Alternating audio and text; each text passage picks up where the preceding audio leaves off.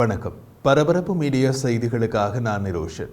இஸ்ரேலிய பாதுகாப்பு படை IDF வெளியிட்டுள்ள அறிக்கையில் அதன் 162வது படைப்பிரிவு காசாவின் தெற்கு நகரமான ரஃபாவில் ஹமாஸின் பாதி படைகளை தோற்கடித்தது என்று தெரிவித்துள்ளது. அத்துடன் சுமார் 200 சுரங்கப்பாதை தண்டுகளை அளித்ததுடன் ஹமாஸின் கடைசி பெரிய ராக்கெட் கையிருப்புகளை இல்லாது செய்தது என்றும் குறிப்பிட்டுள்ளது. அடுத்து வரும் 2 வாரங்களுக்குள் IDF ரஃபா முழுவதையும் கட்டுப்படுத்தும் என்றும் டெல் அல் சுல்தான் மற்றும் ஷபூராவின் கிழக்கு பகுதியில் மீதமுள்ள 2 ஹமாஸ் பட்டாலியன்களுடன் இறுதிப் போர்கள் ஏற்கனவே நடந்து வருவதாகவும் தெரிவித்துள்ளது. கூடுதலாக ரஃபாவில் உள்ள சுரங்கப்பாதை வலையமைப்பு, குறிப்பாக எகிப்துடனான பிலடெல்பி தாழ்வாரம் அருகே உள்ள சுரங்கப்பாதைகள் கண்டறியப்பட்டுள்ளன. இந்த சுரங்கப்பாதை வலையமைப்பு காசா நகரங்களான கான் யூனிஸ், ஜபாலியா மற்றும் காசா நகரின் சுரங்கப்பாதை வலையமைப்பில் காணப்பட்டதை விட மிகவும் சிக்கலானதாக உள்ளது என்று IDF கூறியது. அவற்றை அழிக்கும் நடவடிக்கைகள் தொடங்கப்பட்டு விட்டன.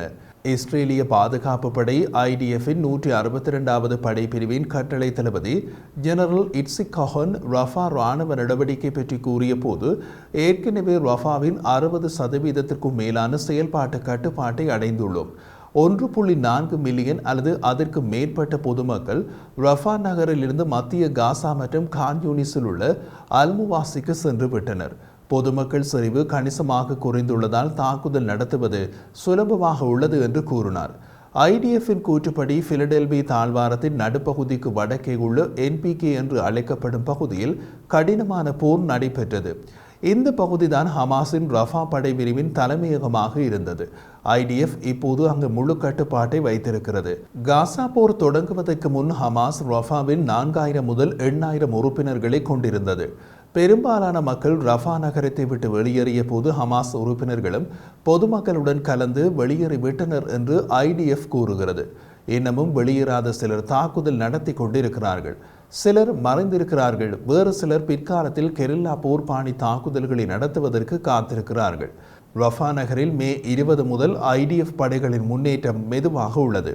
அங்கு சுரங்கப்பாதை வலையமைப்புகளை ஆராய்வதற்கு அதிக நேரம் தேவைப்படுகிறது. இன்று வரை IDF 25 பெரிய சுரங்கங்களை அடையாளம் கண்டுள்ளது.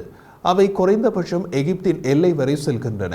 ரஃபா சுரங்கப்பாதைகள் வழியாக ஹமாஸ் உறுப்பினர்கள் பலர் எகிப்துக்கு சென்றிருக்கலாம் என்றும் IDF விசித்திரமாக குறிப்பிடும் அதே வேளையில் ஒருவர் கூட எல்லையை தாண்டியதை இன்னமும் உறுதிப்படுத்தவில்லை. உறுதிப்படுத்துவதற்கான தயக்கம் IDFிடம் காணப்படுகிறது. இது முற்றிலும் ஆய்வுகள் செய்யப்படவில்லை அல்லது எகிப்தியர்களை சங்கடப்படுத்துவதை தவிர்க்கும் அரசியல் கணக்கீட்டின் ஒரு பகுதியாக உள்ளதா என்பது தெளிவாக தெரியவில்லை. எகிப்திய ஒப்புதலுடன் எல்லை தாண்டிய கடத்தல் சுரங்கங்களை எதிர்காலத்தில் மீண்டும் தோண்டுவதை தடுக்க பிலடெல்பி தாழ்வாரத்தின் நிலத்தடி தடைகளை உருவாக்க முடியும் என்று IDF நம்புகிறது. ஈரானிடமிருந்து ஆயுதங்களை பெறுவது உட்பட ஹமாஸின் ஆயுத திறன்களுக்கு எல்லை தாண்டிய கடத்தல் சுரங்கங்கள் முக்கியமானவை. அக்டோபர் 7ஆம் தேதி இஸ்ரேலில் ஹமாஸ் தொடங்கிய தாக்குதல்கள் காரணமாக காசா பகுதிக்குள் செல்ல வாய்ப்பு கிடைத்த IDF அந்த வாய்ப்பை பயன்படுத்தி ஹமாஸின் தரையடி சுரங்கப்பாதை வலையமைப்பை முழுமையாகவே உடைத்துவிட விரும்புகிறது. இப்போது காசாவில் நடக்கும் போர் எப்படி தொடங்கியது?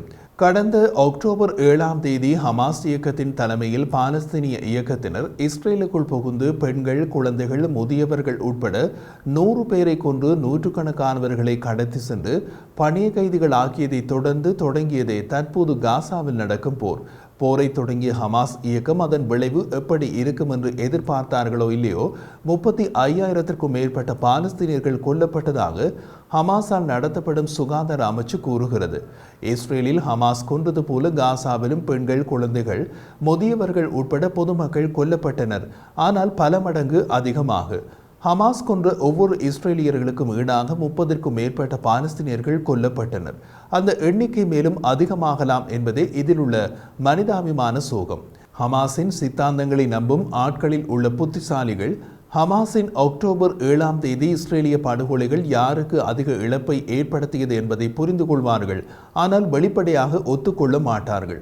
அது அவர்களது பிரச்சனை. நாம் அதற்குள் போக வேண்டாம். ஆதாயமோ இழப்போ அவர்களுடையது.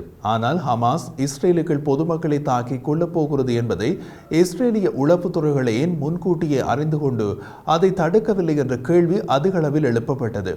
அதற்கு பலவித பதில்கள் கூறப்பட்டன என்ற போதிலும் ஒரு பதில் அப்படி ஒரு தாக்குதலை ஹமாஸ் திட்டமிடுகிறது என்று தெரிந்து கொண்டும் இஸ்ரேலிய தலைமை தமது மக்களில் 1200 பேரை பலி கொடுத்து காசாவில் ஹமாஸை அழிக்க முடிவு செய்வது என்பது. இதற்கு எந்த ஆதாரமும் கிடையாது.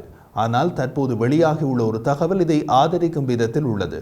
அக்டோபர் 7ஆம் தேதி இஸ்ரேலில் ஹமாஸ் நடத்திய படுகொலைகளுக்கு சில வாரங்களுக்கு முன்னரே இஸ்ரேலை தாக்கி 250 பேரை கடத்தும் ஹமாஸின் திட்டம் பற்றி இஸ்ரேலிய பாதுகாப்பு படை IDF மற்றும் உளவு அமைப்புகளுக்கு விரிவான அறிவு இருந்ததாக புதிதாக வெளிவந்துள்ள ஆவணம் வெளிப்படுத்தியுள்ளது.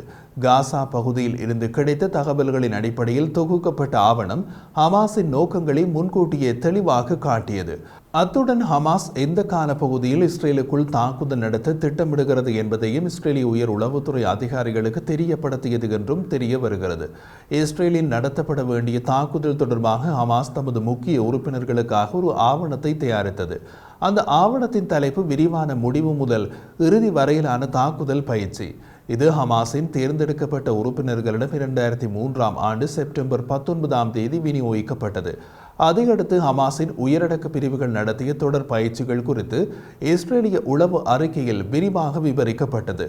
இந்த பயிற்சிகளில் இராணுவ நிலைகள் மற்றும் இஸ்ரேலில் உள்ள எல்லை நகரங்களில் துருப்புக்கள் மற்றும் பொதுமக்களை கடத்துவது மற்றும் காசா பகுதியில் இருந்த பணிய கைதிகளை பராமரித்தல் ஆகியவை அடங்கும்.